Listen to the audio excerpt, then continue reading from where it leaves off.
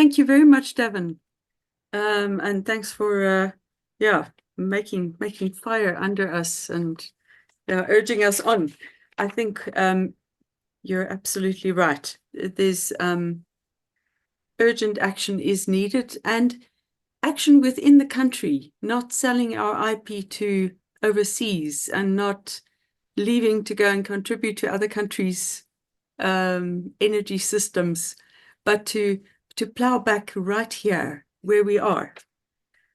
I like the term silent revolution, and I am glad to hear that the silent revolution is in fact happening. You say that an 86 megawatt solar PV plant can create 950 jobs. That sounds incredibly hopeful. And then 3,670 job years over the lifetime of it. What kind of jobs are those that it creates? So if you look at that slide, I tried to just in that corner box, it might have been a bit cramped. It's a bit small. But those range from jobs that are a mix of manufacturing. So you look at it from manufacturing. So it talks about skilled vocational. There's a lot of highly skilled jobs required out of the development phases of it. The construction and installation particularly is very job intensive. So a project like that would focus again on drawing off a mix of skills in the economy, because it's not all about the crafting, the legal work behind it, etc. So in the development phase, you would get all those highly skilled level of professionals. But when you start to implement these projects and you're looking at drawing in semi-skilled and in some cases unskilled labor, it's creating that opportunity in there. And so when I use that example on that last page, it's certainly built off projects that are actually under implementation. So you must remember that when we do go into or through the DME's programs or DMRE's programs, all of that is monitored very strictly in terms of how they allocate this in terms of the bid windows, etc. And it's measured. So they are able to look at very closely the actual job creation and the numbers that are coming out of there. So it's not pie in the sky stuff. It's tested off what can actually be done. And I think there's a lot more work that gets done in other sectors around, the plant that are built, whether it's nuclear, hydro, coal, etc. We've got enough work done in South Africa that can show what the impact is and what kind of jobs. But the question that we often raise is, we get a lot of our people focusing on, I think, what we term the brain drain, that we're losing a lot of good skills overseas. I know Eskom lost some very highly skilled people to the international market. We need to find a way to retain those skills. It's absolutely crucial from an economic development point of view that we are able to create those skills at home. Context aside, other challenges, but we need to be finding stimulating jobs here, creating more of those here than enabling a brain draining way. And of course, we know that interchange is always going to happen as open markets are there. But certainly, I hope that those figures there will give you some sort of idea of what's possible. Okay, fantastic. I will try and see that slide when I see the presentation itself. But I wonder if we shouldn't get a copy from you that is of course bigger, of course, that we can have a look at. That would be great. Let me see. I don't see any. Oh, wait a minute. There is a question here, Dr. M.F. Khan. Looking at the slide of solar irradiation for South Africa and Germany, in conjunction with the earlier presentation for the eThekwini target of 100%, I also wonder how realistic the target is. As engineers or scientists, we need to inform the targets to ensure that they can be ambitious but still realistic. I think that comes down to the point of implementation. There are often these talks where we go and say, oh, but we should be 100% this, we should be going this way. And we spend a lot of time talking and debating. At some stage, I guess we need to get to a point where a lot of it is also informed by the economic practicality. So from our point of view, free fuel supply chains are really important, or fuel sources, right? Where you're not paying necessarily and you're not exposed, if I can put it that way, to the volatility of the fuel sources, make a huge contribution. One of the things that we're busy with, and the industry association looked at, the World Bank's done the study, is this immense offshore wind resource, and we haven't even touched on that in our context yet. Yeah. We get people going, but it's never going to happen. There's this with the sea, that with the sea. You know, we tend to, before we even get into exploring the technology, and we have people saying to us from overseas, look, you've got this massive potential around your shoreline. Why aren't you using it? Your land is becoming a lot more contested. It's not the picture it was 12, 15 years ago, where you could develop onshore wind farms at will in many places. So the environment's changing. The policy ambition to some extent is growing and is there, but it again, to me, comes down to your our colleague's question there about the practical implementation, being realistic, but being ambitious. And I think it's bridging that we need to find a way to do it in a much shorter period of time. Because if I look at the integrated resource plan, this has been going on the new revision. There was a least cost model put in place. It was rejected. I don't understand why. It doesn't make sense to me. The next best plan was 100 billion rand a year, more expensive. But it pandered to certain, let's call it, lobby groups who wanted things done in a particular way. It didn't focus on what the least cost model was. So somewhere along the line, we've got to get ourselves out of this ideological bubble that we sometimes sit in. And we've got to get ourselves to a situation that says we need the supply in a particular period of time, least cost, and it needs to happen in a very practical way. So our colleague is correct. It needs to be realistic and it needs to be implementable.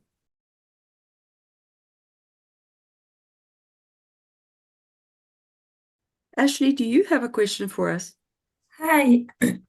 Sorry, no, I don't have any question from my side. I'm just very happy for a wonderful presentation. And I agree with you that the biggest challenge we're having as South Africa is implementing our ideas.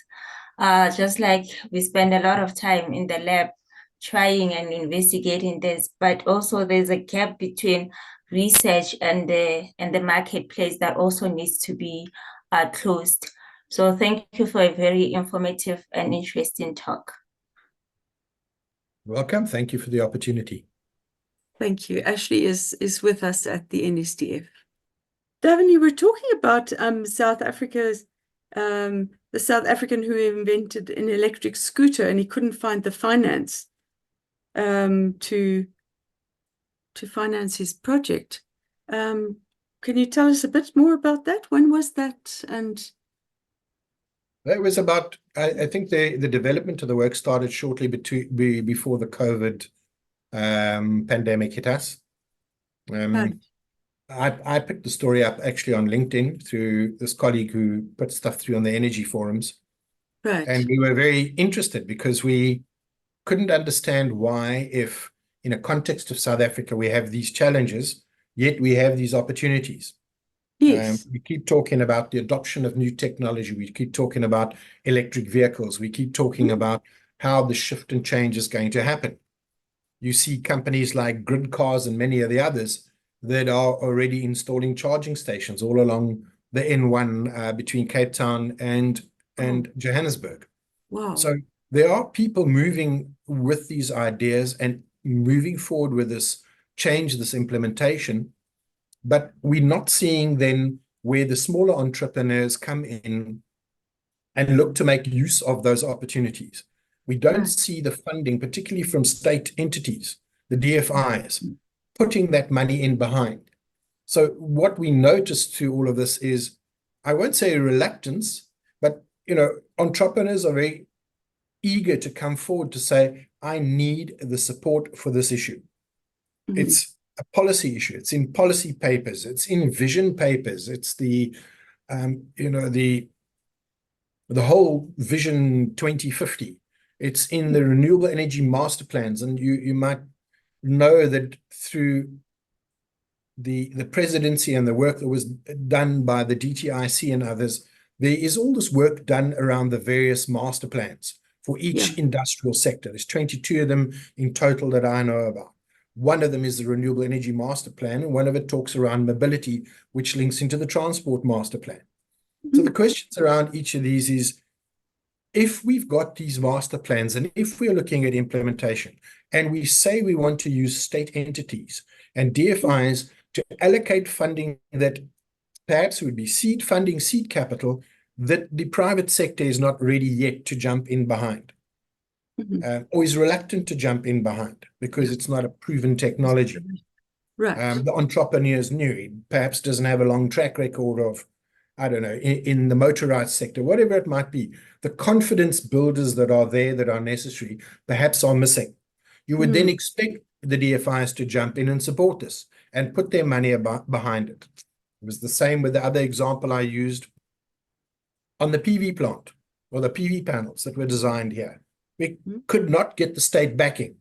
We've got another example of wind turbine towers that were being manufactured in Kucha at the time at a facility there.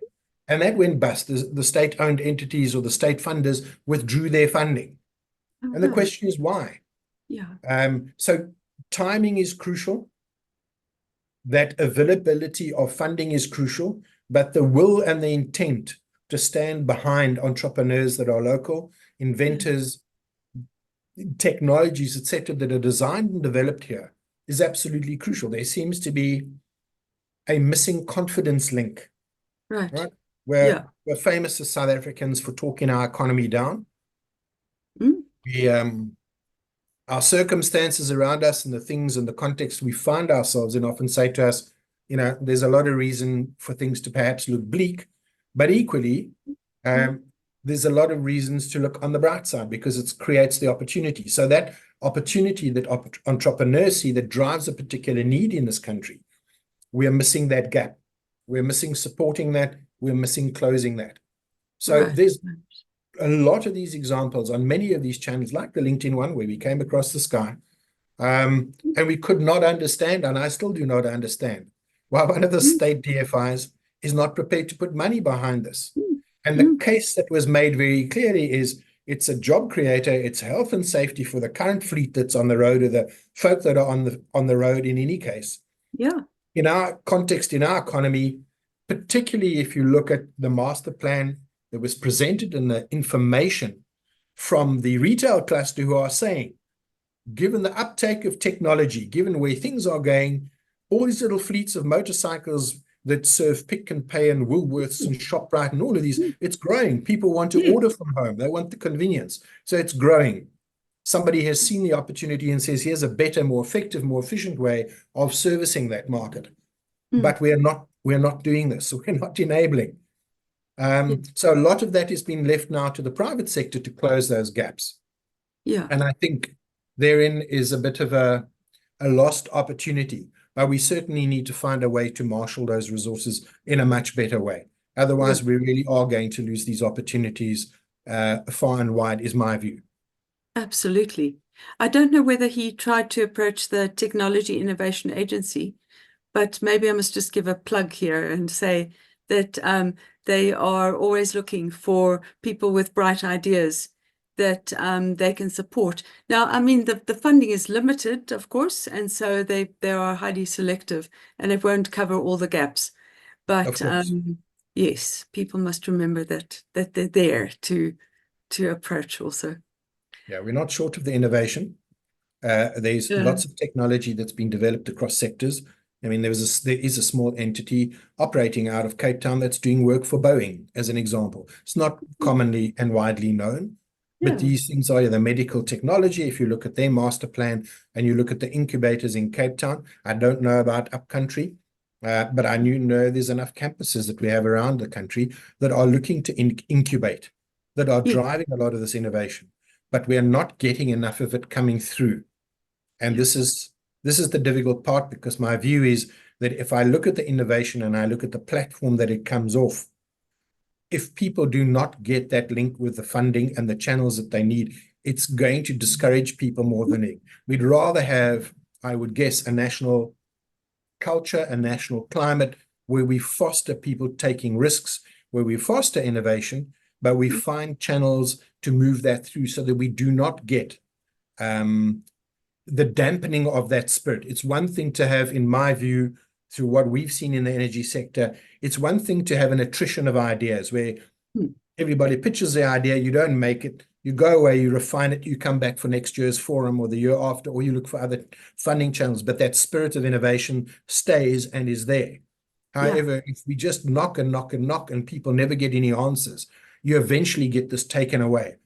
And our brain power goes elsewhere and the idea goes elsewhere. And we find ourselves, like we are with many other things, where our technology is getting and our ideas are getting sold back to us at many multiples of the price that we would have paid had we incubated this ourselves, had we commercialized it ourselves.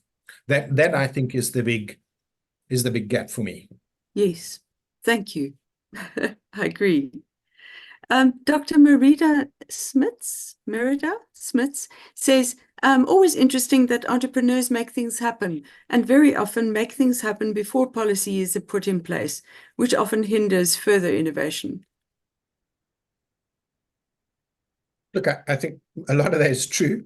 If we look at the small scale PV sector, it's taken us a little while to catch up in terms of policy. We've had to cajole, push, and fight with people at a policy level, but people were just doing this. People were putting stuff on their roofs. You might recall that at one stage, several of the municipalities had to do drone overflies over their cities to go and pick up where people were installing PV systems, because people were just saying, I cannot get this done through trying to follow these policy channels. It doesn't allow me to do it. But, you know, that old saying about necessity is the mother of all invention, as they say. It's needing to drive that. The necessity is there. People are going to do it. And that's why I guess we coined the phrase of the silent revolution. It's just a shame that we cannot get these two to align themselves, that we can get to understand the need, because we have this view that we have to control everything. The net result is that by not implementing through a policy-led process, we have then the implementation and policy catches up, but we then have this dysfunction, and we spend our time then fixing the dysfunctionality and playing catch up, and that then causes things to be on the back foot. So I think your last comment there is absolutely well understood, and I guess the evidence is there in South Africa to show that this can often happen. Right. Dr. Khan. Hi, thank you. I just wanted to add to the discussion. I completely agree with what the speaker is saying. I came from a very industrial background, 20 years in industry, and during the pandemic, I made the mistake of reading An Uninhabitable Earth, which scared me considerably to think that I needed to maybe, help train the next generation. That's why I came into academia. There is this gap, and my daughter, who's in high school, often kind of brings it up to me to say, your students are always coming up with these innovative ideas for their final design projects, but that's where it stops. You never take it out into industry. You never, take it further. And, just to speak to the fact that I feel like there's lots of innovation, especially with the youth.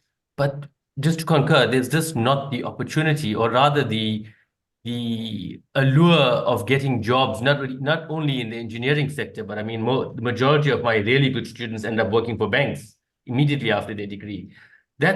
I don't know the solution, but I just feel that that's kind of the challenge. We have the innovation. We know it's there. We continuously see it. And the unfortunate other thing we see is that it just doesn't end up getting implemented. There's this gap that I feel we need to just kind of help traverse, where the youth and the innovative ideas, they don't have the same hang-ups that we do. They don't have the same experience to their benefit of what will work and what wouldn't work. And I feel, as you correctly said, with TIA, etc., they can support them. But the reality is that it doesn't appear to be working. And that's a gap that I think all of us, industry, academia, the government, need to find more ways in which we can make happen. Thank you. Thank you. Absolutely spot on. And I guess that's part of the collective frustration when we look and we see that there's this pool of talent, there's pool of good ideas. There's, more importantly for me, I think to echo what Dr. Khan says, there's this enthusiasm, and I don't want to call it naivety, because I don't think it's naivety. I think it's just that enthusiasm, that boldness of youth where they are. When people say, I'm not scared to tread where others fear to go. I'm happy to take the risk. I'm happy to go there, because what failure, I haven't come really from a background of understanding that. So the horizons are clear. The horizons are there to go for. Yet we keep putting the roadblocks, because when we're formulating policy, when we're getting the systems to do whatever they do, we're not creating enough open doors. So for me, that is a thing. And I come back to my earlier statement. We're going into elections. I hear all sorts of lovely chat. For me, it's about saying to people, given the challenges that they are, really, how do we get ideas to work? And how do we get people to work? How do we get people to take their ideas and make them work? We've got to have those avenues. And I'd love to see more people standing up and their policy statements, whatever they're doing, their electioneering, and saying, this is how I'm going to do it. I know what we need to do, and there's all the promises, but we really need the how. How are we going to do this? Can we set up more of these in each province that are run by a cluster of entrepreneurs rather than a cluster of, politicians with statements? We actually need the practical implementation, but we need a concerted national effort that says, here's a channel, this is where you go, it's this big, it's got all this funding behind it, and we get away a little bit from this thinking of ours that says, we don't have the resources. We do have the financial resources. If you go and look at what, let me give an example of a recent presentation in Johannesburg by a big national insurance company who's doing their Go Green thing and what they're funding. And you look at this and you go, but there is the money. There are the resources. There's no shortage in each of these sectors if I go look at their industrial plans. But there is, as Dr. Khanna said, there's this gap between the enthusiasm and the initial idea and where we're able to get the funding to bring it. We're going to have to find, as industry, a much more innovative way. And I think that comes through the industry associations. If we could get away from a situation where industry associations were perpetually locked in battle with government around which is the right policy, does the policy fit with the ideology, and is that going to be the realm? If we could get to practicality, which we just simply said, we got so many people with so many ideas, here's the institutions, can people come to a quarterly ideas forum, a quarterly pitch, if you want? It's done provincially. Let's get this done. Here are the agencies. Can we please have? Cape Town used to have a thing called First Tuesdays or something like that in the past. Can we get people to come to a pitch forum, and we can do this on a regional basis? I would imagine from government's point of view, we'd say that should give people an idea that there is a channel, there's an avenue, and there's more yeses than nos. And if there are no's, we know why it didn't work. And here's the criteria for yes, this is why it worked. Then people can go away and refine things. But we don't have those feedback loops that are clear enough, catering for that boldness that's entering the economy. And I think that fresh boldness is actually where we need, because I would agree with Dr. Khan. Those of us that are on the other end of the funnel that are trying to pull things through, see it in a particular way. Those trying to get through are much more ambitious to push through because it's their time. Yeah, indeed.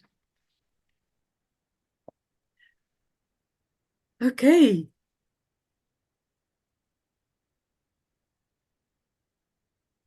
What kind of Monday morning person am I? Maybe one that's had too much coffee too early.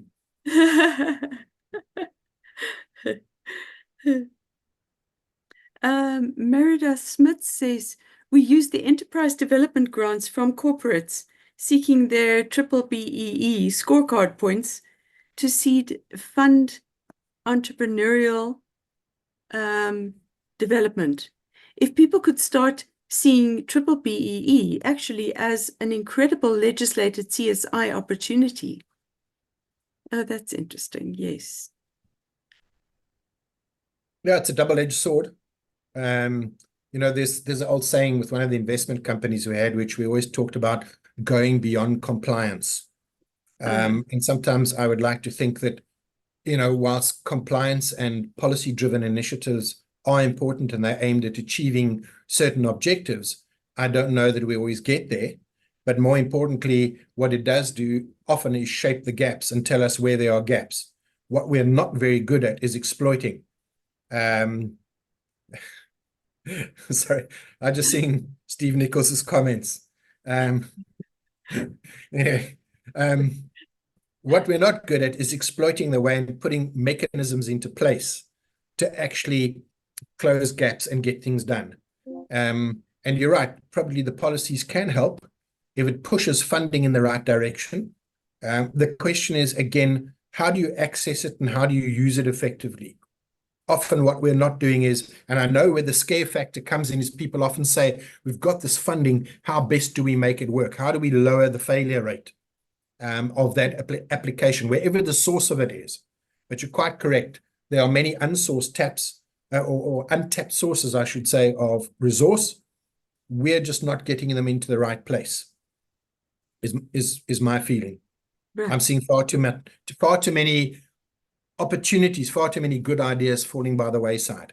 But then again, I must say that putting it all into a big nationally administered fund is something that scares me. We haven't done terribly well at managing large funds and keeping the funds for what they were duly meant to be applied to. Right. Exactly. Yeah. Okay. And for Steve Nichols, I'm trying to be a happy Wednesday person. Monday starts off, Thursday it wanes a bit, but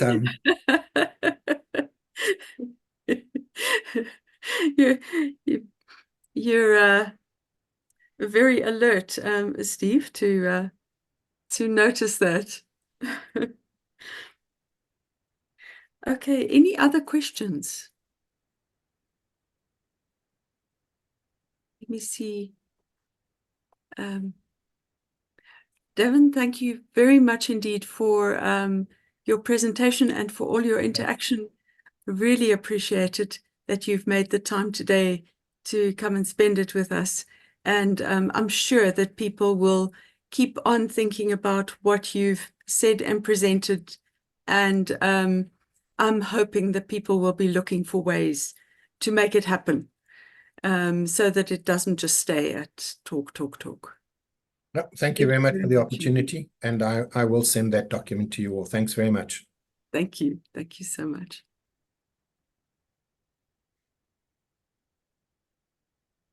Right. Mankwe, do we have our next speaker in the house? Not yet. Not yet. Okay.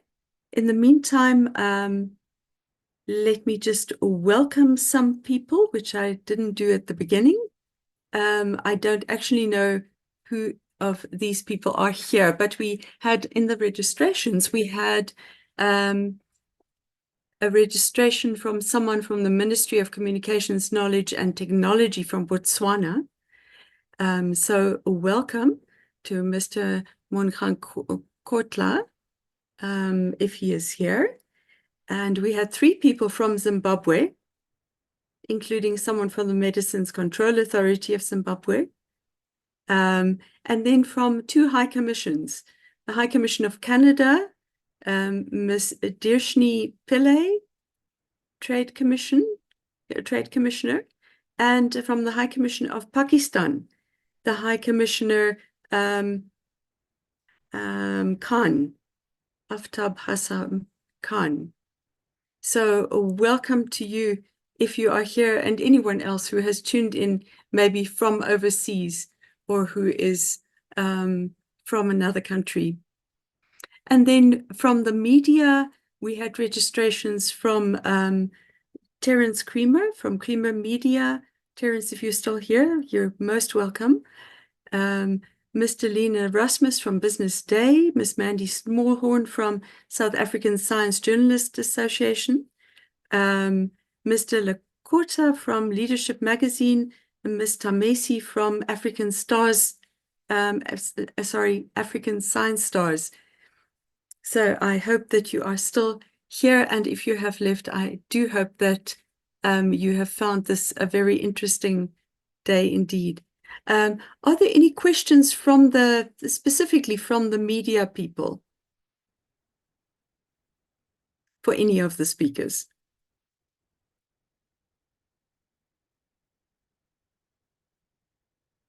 No, not in particular? Okay, then I'm going to do a short summary of what we've been discussing today, and as we wait for our last speaker of the day. I think it's the last speaker. I'm sorry. Let me just make sure about this. Yes. We do have a bit of time. So we first had Twanelo Rakibe from the CSIR, and she spoke about the research that the CSIR has done in terms of the skills that would be needed in the system for the transition to renewable energy. Particularly the DHET Green Hydrogen Skills Report. And that there's good news in that, in the sense that we do have the occupations in general that would be required. So there aren't any new inventions of occupations. And we do, to a large extent, have the qualifications as well at TVET colleges, as well as universities and universities of technology. So it is just a case of augmenting them and a bit of tweaking, in other words, and then getting young people to take those courses, of course, as well as in convincing people to reskill to some extent. So although the challenges are huge, there is also some good news contained in that, and it's just a question of making it happen. In her conclusion, she said, the policy constancy is queen. And indeed, if we can have predictability and policy constancy, that would help enormously to make things happen. I think one of the problems is indeed that people don't trust that policy will be constant. There's a degree of unpredictability and unreliability, and people have a low level of trust. But she also said that there are specialized training programs that need to be established, skills development partnerships, apprenticeships, and on-the-job training, and working with international stakeholders as well. There's a need for train-the-trainer courses and for CPD, short courses.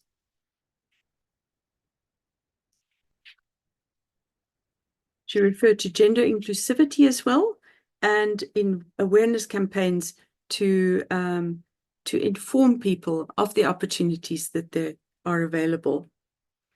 Next, we had Steve Nichols from the Presidential Climate Commission. And Steve reminded us of the challenges that we have as a country: 55% poverty, 0.63 Gini coefficient, which is very high, and 33% unemployment officially, but up to 60% locally. The importance of electricity, that we need to have people in order to develop our country and make opportunities available for our people, we need electricity. I would say that especially in terms of the fourth industrial revolution, the digital technologies absolutely need electricity, and we certainly can't get ahead without it.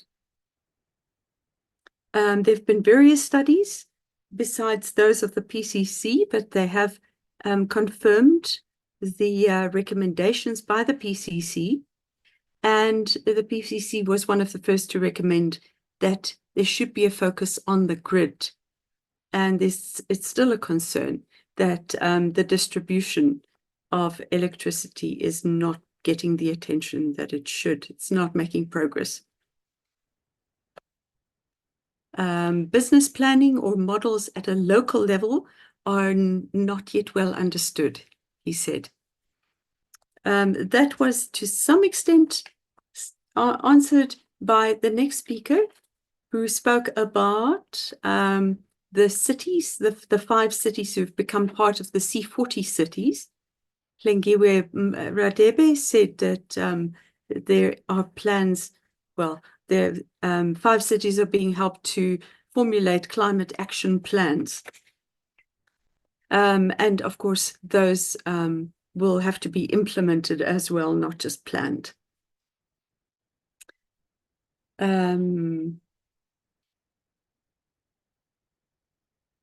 Steve also reminded us of the very real risk of climate change, the kind of impacts that will be felt and that we'll feel it even more here in Southern Africa. The projections are really scary, up to a 75% reduction in agricultural output, 50% GDP drop by 2100. How do you say that? 2100. And that millions of people will need to migrate and look for improved conditions.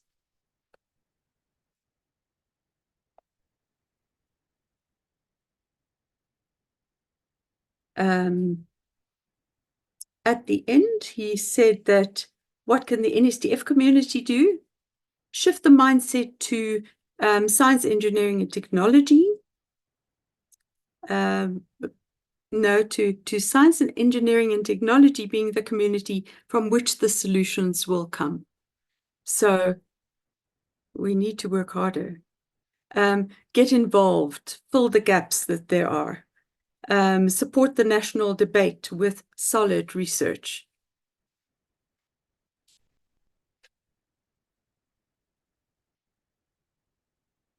Right, as I said, Hlengiwe Radebe then told us about the climate plans for the cities, and with eThekwini being incredibly ambitious, saying long term it will have to be 100% renewable energy. The others have slightly less, and in the short term, I think they have more realistic targets. Cape Town between 24 and 40% target, Johannesburg 35%, Tshwane 10%, but aiming for 80%, and Ekurhuleni 40% in the short term. So I think my impression is that things are starting to happen, certainly at a local level and in very specific cases. And the hope is that it won't remain at that level, but that there'll be a scaling up, and that there'll be consistency, and that people will continue to apply their minds and their skills and their resources to make it happen. And then we had Davin Chown from Genesis talking to us about South Africa being very good at debate and policy formulation, but that we must get to a point of implementation.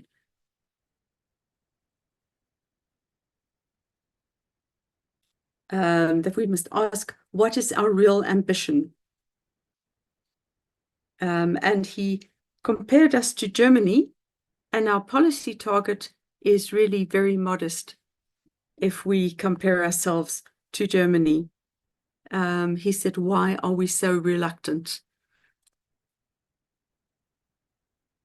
There seems to be a misunderstanding about renewable energies, or people who still deny that renewable energy is the way to go, and not really realizing or admitting that it has become affordable.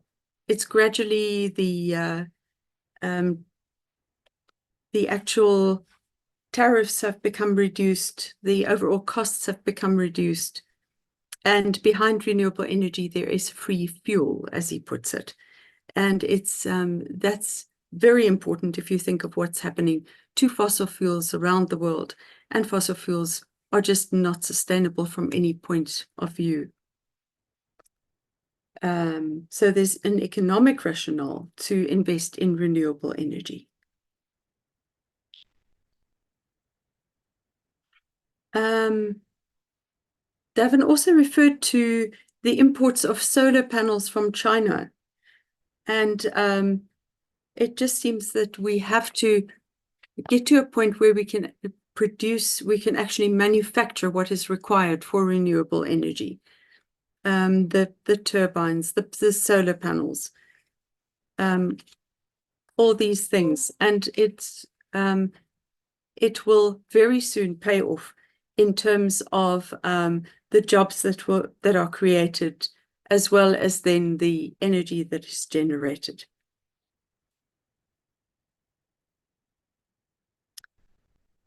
Right.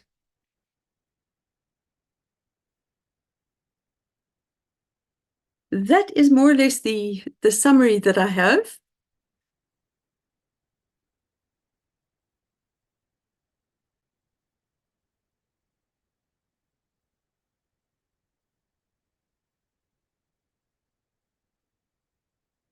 Nancy Nyaratso Seve says, very interesting presentation. Thank you very much. And she is from MCAZ. Oh, is that from Zimbabwe?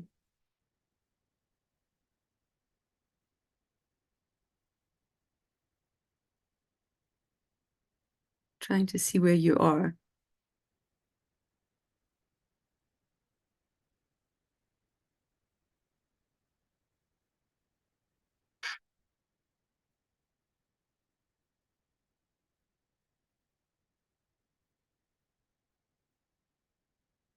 Apologies, yes.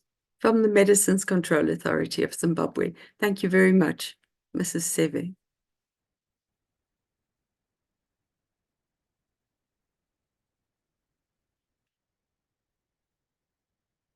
Right, maybe I can give you an idea of where we're going with the program tomorrow.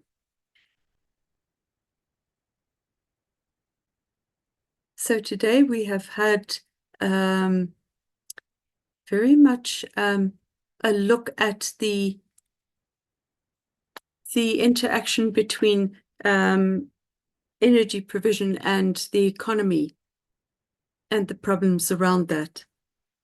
Tomorrow we are starting off with a panel on the skills needs, upskilling and youth empowerment. We've got Mr. Davin Pillay from the Presidential Climate Commission, and Mr. Mfunzi Songo, Senior Manager at Technology and Engineering at Eskom, and Ms. Robin Vilakazi, Skills Development and Quality Assurance Executive, Energy and Water Sector Education and Training Authority, the EWCETA. And the three of them will be presenting and then taking your questions as a panel to discuss these issues about skills. And in that sense, picking up on the themes that we've touched on this morning. Then we've got Mr. Bernd Ullerman, and he was at the Department of Trade, Industry and Competition for some years. He's now at the CSIR at the National Cleaner Production Center. He will be talking about energy in eco-industrial parks, because that was his specialty at the Department of Trade, Industry and Competition. And I attended some of the roundtables that he organized regularly. And there does seem to be the opportunity to be innovative in energy production in localized zones. So at these special economic zones where the Department of Trade and Industry is pushing economic development. They are also looking at ways in which the manufacturing can be eco-friendly, and therefore renewable energies are very, very appropriate for those settings. And you're talking about a localized area, so it is low-hanging fruit in some ways. So we're looking forward to that. Then we've got a panel on meeting the energy demand at local government level. And there we're hearing from Cape Town and Johannesburg and from Salga. So we've got Mr. Adrian Stone, the manager of Data Management and Integration Platform, Sustainable Energy Market, City of Cape Town, Energy Directorate, Dr. Silas Molodze, Specialist Sustainable Energy from SALGA, South African Local Government Association, and Mr. Paul Vermeulen, Chief Engineer, Renewable Energy with City Power in Johannesburg. So that promises to be very interesting as well. Certainly, cities and towns are looking at what they can do now, because the energy crisis is such that people know there will be shortcomings at a national level for a long time, and there needs to be energy generation at a local level, and certainly energy management at a local level. After that, we've got Dr. Kendi Madisha. He is from Action SA currently. He is talking about power to the people, harnessing decentralized renewable energy to combat South Africa's electricity crisis in marginalized areas. Ms. Aradhna Pandaram is the head of department at Just Energy Transition, the Impact Catalyst, and talking about strategic approach to skills development for the just energy transition and the energy crisis. And then finally, we've got Mr. Chris Yelland, who is well known as an energy expert. He knows what is going on in the country with in all sorts of ways, and can give us a perspective on the way forward as well. So he'll be talking about load shedding, past, present, and future, and the state of South Africa's electricity supply industry. I might mention at this stage that we did have great difficulty getting speakers for today, because there is a big energy event that is competing with us. But I am delighted at our lineup of speakers and with our audience today. And there are 92 attendees at this stage. Mankwe. Yes, so I was able to get a hold of Mr. Pariachi. Unfortunately, he was double booked and he's stuck in a whole day meeting today, and he won't be able to make it. Oh, what a pity. Yeah. That is a great pity. Thanks, Mankwe.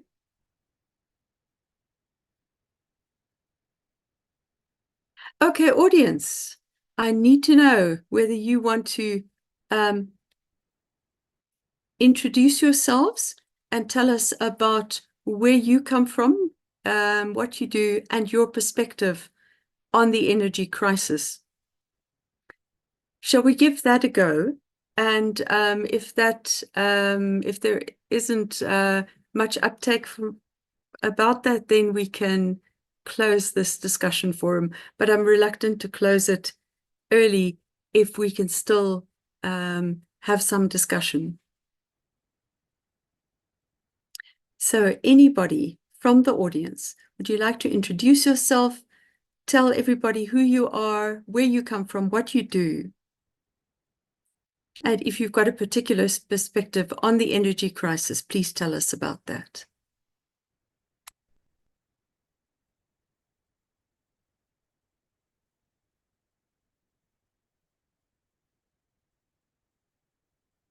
While you're thinking about that, let me tell you about a bit more about NSDF. NSTF is a stakeholders forum. We represent all the stakeholders, all the organizations who have any interest in science, engineering, and technology. That's just about everybody, but it's we represent 130 organizations, more or less. It includes state-owned enterprises, science councils and statutory bodies, all the universities and other educational organizations.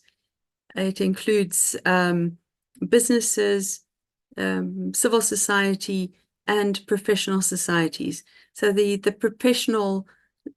professionals sector, ProSet, is about 40 members strong. And so we're quite a representative forum, and the idea is that we talk to government about what should be happening. We take our messages from you as attendees of discussion forums, and also from our members at AGMs and in interaction with them. We try and keep everybody informed through our newsletters, which is actually a community newsletter, giving up-to-date news of what's going on in science, engineering, and technology. We also run the NSTF South 32 Awards, and as I was saying, the awards will be on the 11th of July this year.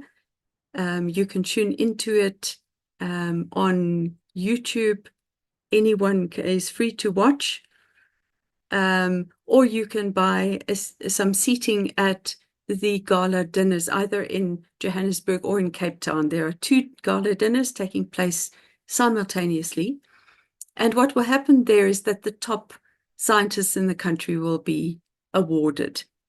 There's also their top science professionals who are participate in categories such as data for research, communication of science, innovation. We've got an innovation category where 2 awards are made. The one award is for an SMME, and there's a 50,000 Rand prize attached to that award. So it's all very exciting, and what we try and do, of course, with the awards is to stimulate the work in science, but also in innovation, and in the pipeline. So we look at research capacity development, and we look at the mentorship of students and the production of postgraduate students. Okay, sorry, I didn't unmute myself. Okay, yes, go ahead. Okay, all right, can I go ahead? Yes. Okay, no, I thought I'd just add to it, seeing that no one else put their hand up, but I thought maybe you could start the ball rolling with some of the delegates. Good. I'm a scientist, and I've been involved with SACI for 30 years, but my involvement is all on the electrical power industry. Very simply, we take insulating oil samples out of the transformer, and we can analyze the oil, and then we can actually analyze the failure modes and transformers. So it borders on with electrical engineer. So like I say, I might be a scientist by profession, but I'm an electrical engineer by default. And I've been involved with the renewable energy for quite a few years. And maybe just to give some perspective about renewable energy, my view is that is definitely the way of the future. Having come originally from Eskom, so we've been involved with electrical, with the renewable energy, but the electrical power transformers that for the step-up transformers have been problematic due to being inverter based, and there's a whole lot of technical reasons why this. And it's not only locally, it's actually it's a worldwide problem. And for my sins, I also sit on what we call CGRA, which is the electric, which is for International Organization for Large Electrical Systems, and we have a regional advisory group for Southern Africa for power transformers and reactors, and I sit on this group because of my experience. And what we've actually got is to address the problem with the lack of reliability of wind and solar farm transformers. We have a working group. So if there are people that are involved with electrical power transformers and they need to get hold of us, they're quite welcome to get hold of me, because, as I said, we sit on the local group, but we're trying to get information for the international working group that are desperately looking for information on failure modes on these inverter-based transformers. Oh, very interesting. Okay. Yes. Can you leave your contact details in the Q&A? Okay, I'll put it there. I'll definitely put it there. Then we can put an appeal in our newsletter. Yes, Gert Jansen van Rensburg. Yeah, I'm a mechanical engineer from my initial, let's call it, training varsity, but been around in many industries in South Africa. Starting off at CSIR as a student, we tested the first wind turbines in the 7x7 wind tunnel at the CSIR. I was one of the commissioning engineers, but still in training at the University of Pretoria. And unfortunately, not one of those turbines that we tested those years were ever built in South Africa. And it's one of the things that have been plaguing me for many years, but it's the way politics evolve in our country. And unfortunately today, if we buy wind turbines, it's not from South Africa, it's from Germany, Siemens, or wherever, Hitachi. So our industry have been through many years of challenges, but we also had a lot of successes. I started at the erstwhile Uranium Enrichment Corporation, where we enriched uranium, unfortunately not only for power, but for weapons. And that was one of the things why we lost that technology. It had to be stopped because of the political pressure that we had as a country. Right. And it's very unfortunate because we have uranium as a byproduct from our gold production. And even today, South Africa is exporting uranium to whoever is buying it. But our processes have been stopped. And if we have to rekindle it, restart it, it will cost billions of rands today, just to get the plant going again at Nexa, which is possible, it can be done. I've also been for 10 years actively involved in the pebble bed reactor project, which was stopped effectively in 2010.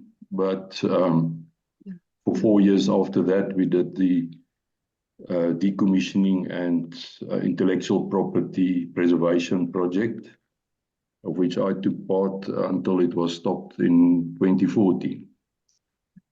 And what is not commonly known is that all that information is with Eskom. They can restart the project if they want to. Obviously, they lost a lot of people that emigrated from South Africa, and these people are currently working on projects overseas that are similar or to the same standard that we aimed at to do for PBMR. My take on this whole thing is, yes, renewables are essential, but it won't supplant your baseload electricity. And there we definitely will have to focus on nuclear. Today, the gas-cooled type reactors are very safe. They're much safer than your conventional boiler reactors, because the reactivity level of the fuel is much lower, it's less sensitive, we did all those studies while I worked at PBMR. Right. So, and the beauty of it is we actually qualified the fuel that was locally produced in South Africa in accordance with the German license. And that was successfully tested in 2013 in two independent reactors overseas. And those results are also with Eskom at Megawatt Park. Right. So I think there's a lot of things that is unknown today, which have been lost through years of lack of attention and let's call it the aim and the drive to really resolve our problems. And it's not an easy process to reverse that sort of tide. It will take years, but it's not impossible. If we have the aim and the drive and the will to do it, we can do it. We've done it before in South Africa, and we can again do it. So in the meantime, I'm involved with some other alternative energy projects. So one is in Finland. It's a proven gas-powered type generation set, which is very clean. It runs on either LPG, liquid petroleum gas, or natural gas, and they're currently converting to pure hydrogen as well. It's a small modular type of setup, 400 kilowatt electrical output. But if you have a couple of modules like that, you can power a small city or a town. And it's decentralized, so it can also assist remote areas. Right. So they're in the sort of process of rolling it out in various countries. Taiwan has purchased quite a number of the gen sets. And yeah, so they're progressing well. Right. Okay, so that's a couple of things I can mention at this point in time. What I also feel is that for us as a country to improve the situation, the immediate problem that we have with load shedding and so forth is to provide more, let's call it peak load power supply gensets, which is also possible to purchase. And you can today select other fuels, even biomass gas as a fuel for the interim, because we need something to cross the gap and not to slide back into relentless darkness and problems, because our country can ill afford the lack of power. I mean, we can just imagine how much energy and time is lost just by the traffic lights being out while it's load shed. Yeah. It's really mind-boggling that we sit with this problem today in 2024. I wouldn't have thought that possible 20, 30 years ago. I'm being honest with you. Yeah. Now, the thing is, I agree, a coal-fired power station is not the best option, but today there are technologies available that can help with the cleaning of the gas that's emitted. Those technologies exist, but it's expensive. It's additional cost that's added to the plant. And the thing is, the reality in Europe today is that many of the plants that they've closed down, in Germany, for instance, coal-fired power stations, they had to bring back because of the conflict in the Ukraine. So we must not be naive to think that we can resolve all this quickly. It's going to take years, and we have to plan it properly, and in the same vein, train our people, regardless of their creed or color, just get the work done, because we can't play this political game anymore. There's no time for that. That's my opinion. Yes. Thank you very much. I appreciate that. Tell me, how much power does the PBMR generate, or would it have generated? Okay, that's the plant that we had advanced quite far would have generated 200 megawatt per module. In other words, 440 thereabout megawatt thermal. That would be a single module. The first plant would have been built adjacent to Kuiberg, because that's already a approved nuclear site. And we actually advanced quite far those years to get the license to start building the prototype plant. But for many reasons, that project or the configuration that we were working on was stopped, because it was a first of a kind power plant that would only use the helium gas as coolant and not steam as indirect power source. So in 2009, September 2009, the decision was made to move back to the original German design, which would include the steam cycle, thereby reducing your nuclear island. And that was more acceptable to the local NNR, our nuclear regulator, as well as the international IAEA inspections that we had. They also had concerns about the direct gas cycle cooling, which were unfounded, because that wasn't the main reason for having problems on a plant. If you have your ceiling and everything right, and your safety systems in place, then it wouldn't have been a problem. But it was difficult to prove it without building the plant. So it's a bit of a chicken and egg situation. Yeah, you needed the prototype. Yeah. Yeah. Oh, that is such a pity that was stopped.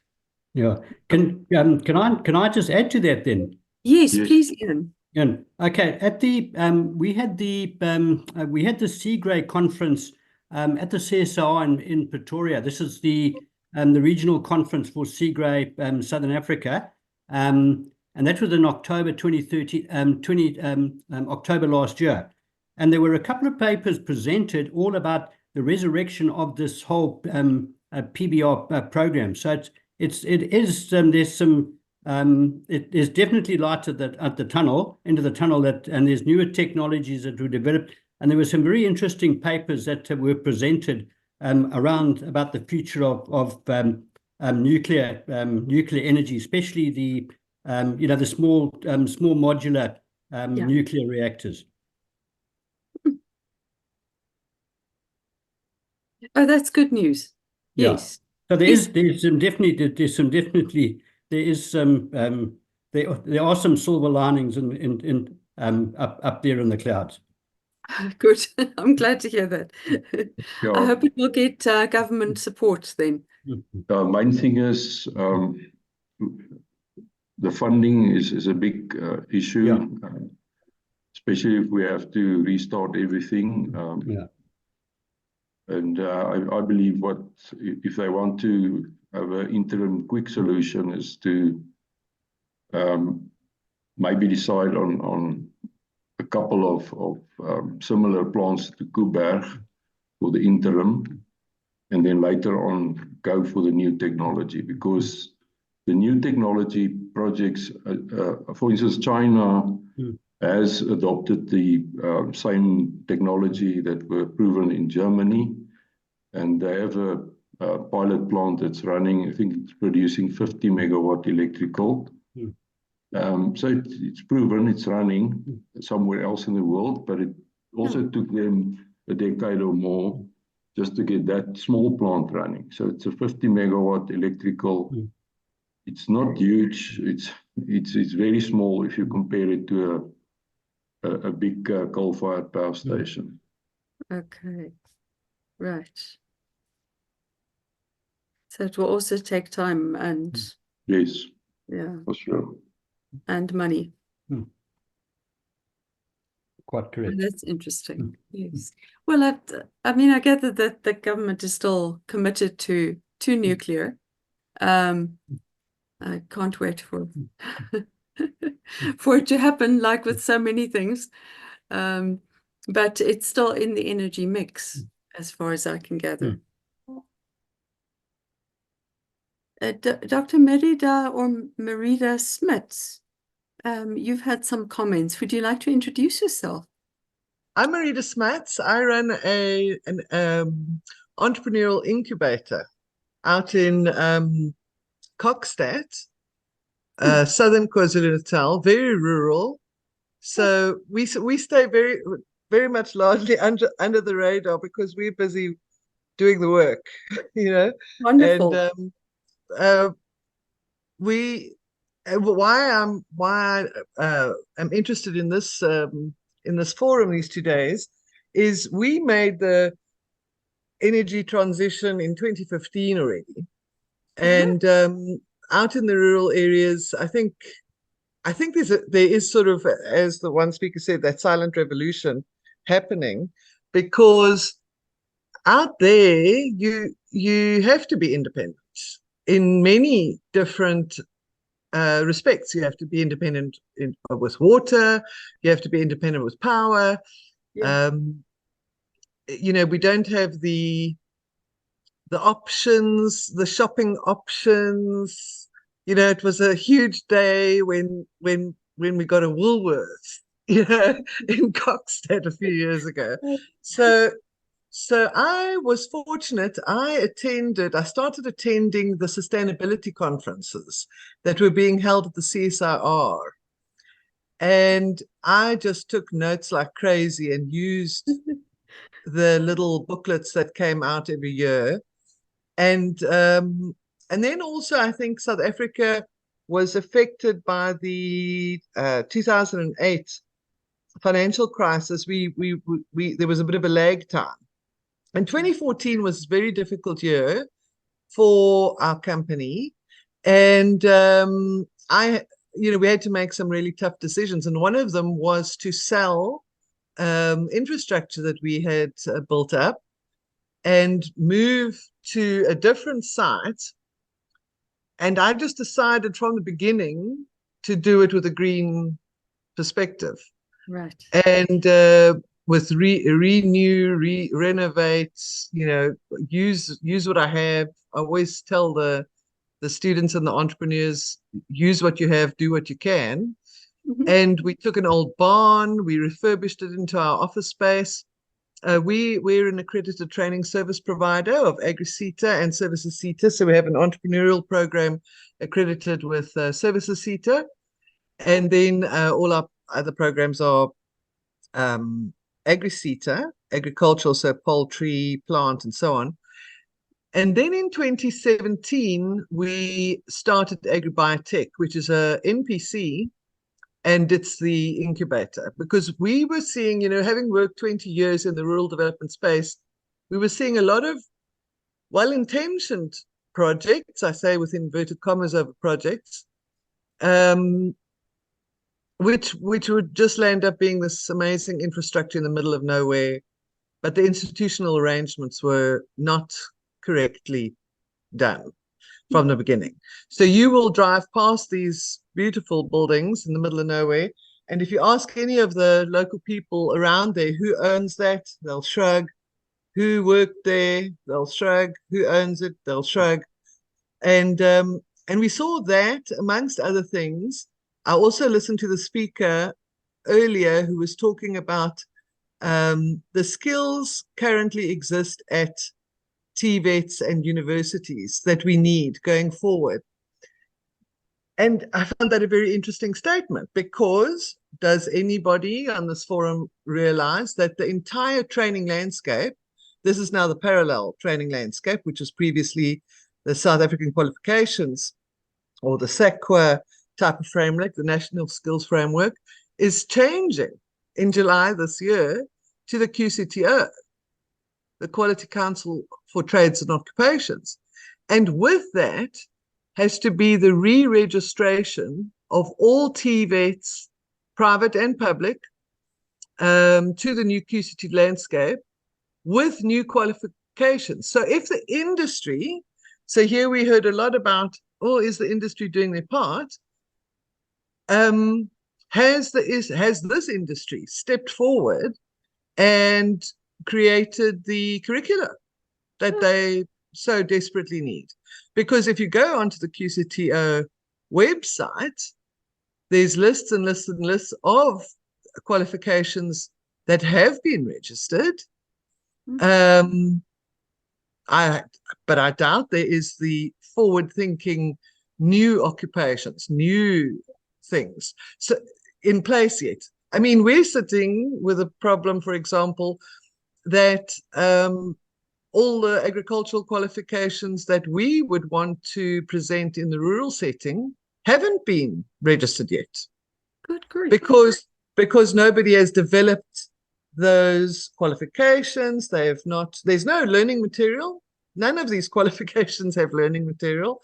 We were involved in writing learning material for the new qualifications for the sugar industry a few years back, but that qualification isn't even registered yet. So, you know, my comments earlier about entrepreneurs just go ahead and do things, and then the policy often follows and then hinders. So, and I think what we're doing is very much an example of that. So because of the financial crunch, we had to pivot, a nice new word, and we created this entire campus completely run off solar, with small, it's all to do with rural entrepreneurship. It's all the development of SMMEs in the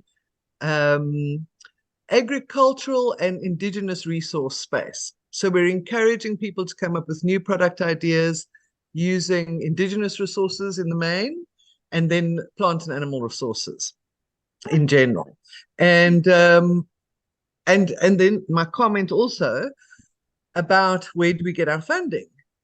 I've been to the TIA, and I'm sorry, I've got patents on some of the stuff that I took to the TIA originally and just decided, no, it's not worth my effort. And there's just the paperwork was laborious, but I learned a lot from that process. And I also think I've also realized, and I've always known this, that there's, and one of the speakers said as well, there's not a lack of funding in South Africa. There is funding under every rock. So when we're in the in the field of finding those gems who have a bright idea, and we've put together a really nice, let's call it a mentorship program if you want, but basically we looked at the landscape and we're saying there's a gap, there's a gap, there's a gap, let's fill those gaps.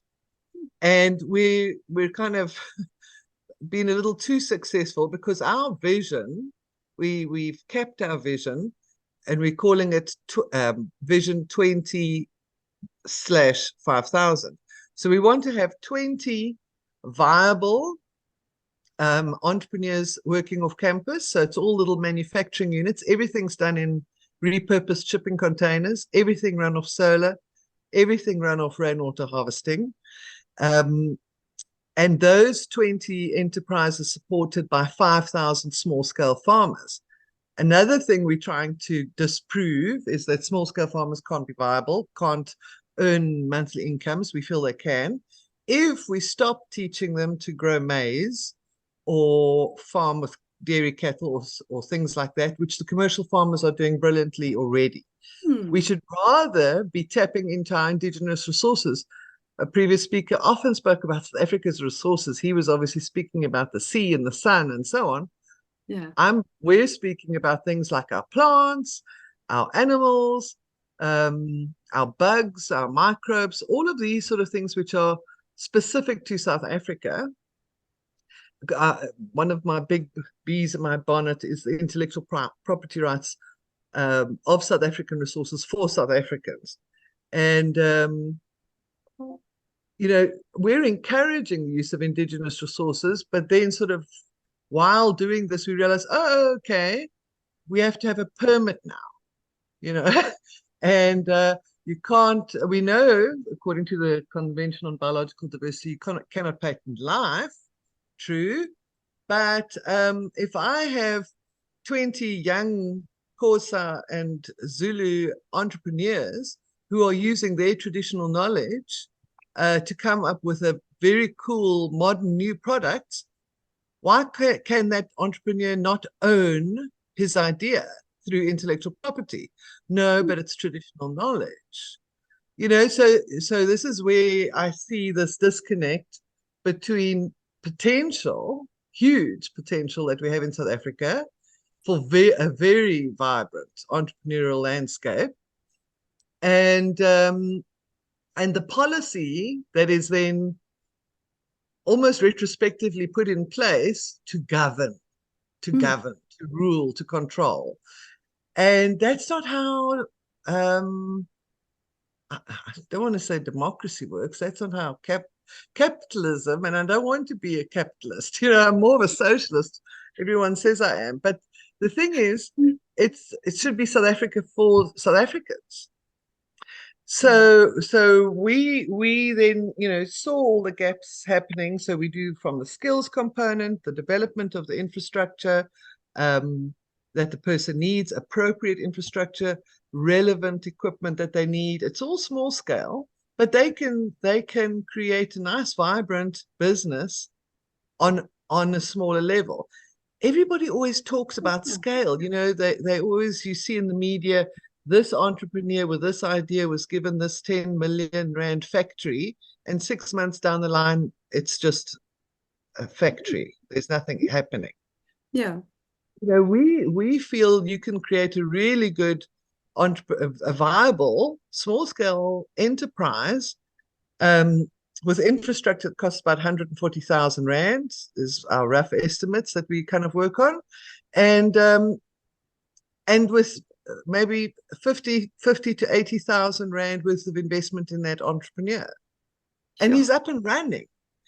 You know, and I've been to like jobs fund briefing sessions, and when I ask the question, what is your estimate for sort of some rule on cost of creating an entrepreneur? 500,000 rand. And I think, oh my word, what's half of that for? So yeah, so my point about the BEE, we get all our funding from corporates, small corporates. It's not your big guys. I'm not getting funding from Standard Bank or Investec or any of these big corporates. All our funding comes from, I would say, entrepreneurs who've done well, gentlemen like the gentlemen and ladies who've been talking now, who have started their own businesses, the entrepreneurs who've gone ahead, and they've made their money. They've got nice, viable companies, and they're white. You know, need I say it? And yet they want to do something for the country. And they're the ones who see BEE as it should be seen. It is a corporate social investment tool. It's a wonderful tool. If people started engaging with the BEE scorecard, then they would understand you could, if we just leave the two top elements out, the ownership and the management, everybody stares themselves blind against those two. But the last three, skills development, enterprise development, and socioeconomic development, if you maxed out your points on those, you could probably already get a BE level 3. And that's just corporate giving. That's just corporate giving. That's just you. And the equations are there: 2% of your net profit after tax, 1.5% of your salary roll, towards skills development. You know, these type of tools are there. And we present these opportunities to corporates, and they pick and choose. They go, oh, we like that entrepreneur. We like that idea. We can help. I mean, we have businesses buying sewing machines for a business that's recycling belting material. It's, you know, it's wonderful. And we have these corporates, they come and visit because it's just so cool, you know, and they love meeting the people they're supporting, whether it's through skills grants, they pay their stipends off their salary rolls. You know, so I just feel everybody is so negative about BEE. And I've often said, if you just tagged on a carbon score onto the 5 elements of the current BEE scorecard, and you put a 6th element, the carbon score, there we would have our carbon scorecard. So you would have your, what they say, you know, the triple bottom line. You would have your profit, your financial profit for your company. You would have your community impact, and you would have your environmental impact all in one, just with our current BEE scorecard, with one more element. So I just I've enjoyed the presentations this morning, but I you know, I think we should all realize there's a lot of thinking and talking happening at policy level, but out there are a bunch of people, I'm sure, like ourselves, who are doing it. You know, we make it happen because we saw a need, and we saw a gap, and we saw an opportunity, and we took it. Yeah. And any entrepreneur, and my team knows, if I'm talking to the entrepreneurs and I say to them, okay, guys, what do you need? And some poor soul puts up his hand and says, I need money, then I say, okay, there's the door. Because, you know, on all platforms regarding entrepreneurship, I'm always seeing this, the entrepreneur needs finance. That's, if an entrepreneur says that is their first thing, then they're not entrepreneurial. Yeah. Yes, you've got to have the idea. But part of having the idea is figuring out how to do it without money. If it's that good, you can do it without. And it's those entrepreneurs who come through our program who, you know, within the first 4 weeks of the program, where we've said, okay, this is where we're going to, this is what, you know, we do the training in the first year of the new venture creation program, and they've got to come up with a business idea in that year. We get guys who, within a month of starting the program, come to us with a product in their hands and say, taste this, what do you think? And it's those guys, I mean, they've used their pocket money to, you know, or they've, you know, scrimped and asked the next guy, can you help me with this? You know, that we've got to, I hear about people trying to use the innovation lab, and they don't have clearance yet because they're so eager to get in there. Those are the people who stay the long term and get things going. Not the one who sits and says, oh, I didn't know that I could use the innovation lab. Then that's not an entrepreneur. You know what I mean? It's somebody who, I always say to people, I love side hustles. I want you guys to hustle. You know, if you're just sitting on your haunches, you're not going to get anywhere. And that's why the CV of the third gentleman who spoke, I really enjoyed that. I mean, he's got wind power happening and all sorts of stuff. And you can hear it in his tone. He was saying he's not a happy Monday person or a happy Wednesday person, and it's the caffeine talking. But you can hear he's an entrepreneur because he's made it happen. You know, now policy's coming to him and saying, okay, what did you do and what do you think? which is very much the situation we find ourselves in. And but we've, you know, the approach we've taken is green from the beginning. We built it into the business model. And so you know, there was a slight mention, you said something about industrial parks being sort of these concept. We've done that. We've done a small industrial park Really? on solar.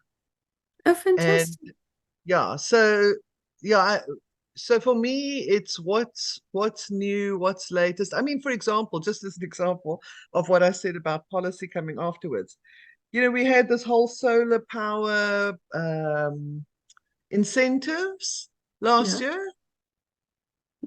I've got 60 kilowatt solar power on my campus, 3 20 kilowatt systems.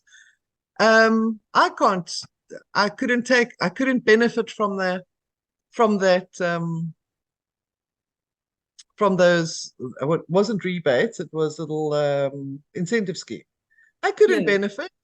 You know, I've got more than R1 million worth of solar, but I couldn't benefit from that grant, let's say, or from that incentive, because it had to be installed within a certain time frame. Oh, I see. Right. You see, right. so the innovators don't benefit from all these policies. In fact, they're hindered. Right. Yeah. Anyway, that's me in a nutshell. Yeah. Thank you very much, Merida. That Pleasure. was very interesting. Anything else from you, Ian? No, not at this point in time. Thank you. And from you, Gert?